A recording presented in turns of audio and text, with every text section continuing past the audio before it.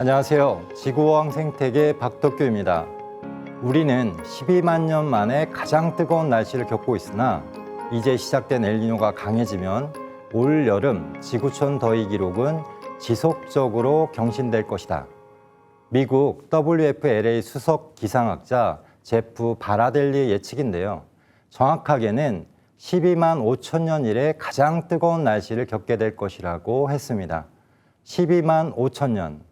안윤산 태산 종교사님이 말씀하신 우주 1년의 한 주기인 12만 9,600년을 연상시키는데요. 쉽게 말하면 지난 우주 1년의 여름과 같아졌다는 뜻입니다. 실제로 7월 3일부터 5일까지 세계 평균 기온은 17도를 넘어서면서 3일 연속 역대 최고치를 기록하기도 했습니다. 올여름 무더위가 올 것은 올해 초에 이미 예측됐습니다.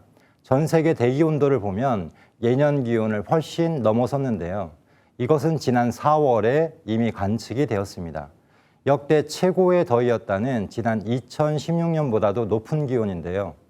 전 세계적으로 가장 더웠던 해를 탑 10으로 세우면 지난 2015년부터 16년, 17년, 19년, 20년까지 최근 5년이 대부분 5위 안에 들 정도로 해마다 뜨거워지고 있습니다. 왜 계속 더워지고 있는 걸까요? 미국 기상청은 지난 4월에 엘니뇨 경보를 발령했고 국내 언론은 슈퍼 엘니뇨가 온다라는 제목의 기사를 냈는데요. 더운 날씨는 적도 주변에서 발생하는 엘니뇨와 관계 있습니다. 지금 보고 계신 이미지는 적도 주변의 바다에서 대기가 어떻게 순환되는지를 그래프로 나타낸 것입니다.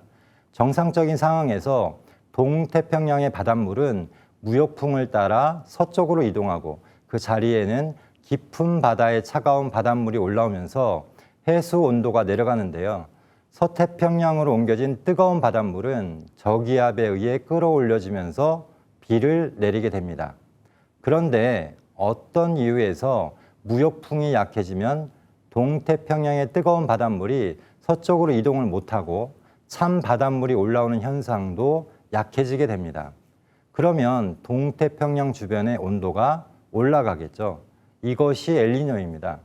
엘니뇨가 발생하면 동태평양의 미국 남부와 멕시코는 더운 바닷물이 증발해서 저기압으로 강우량이 증가하지만 반대편에 아시아, 호주, 중남부, 아프리카는 비가 내리지 않아 가뭄이 오게 됩니다.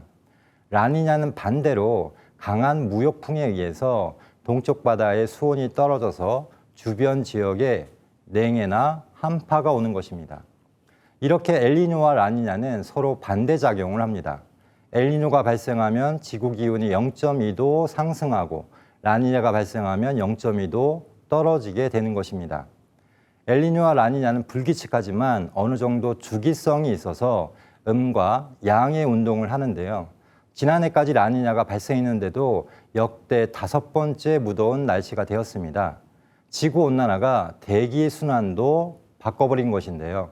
올여름 무더위도 지난 4월에 갑작스럽게 발생한 엘니뇨 현상 때문으로 예측하게 된 것입니다.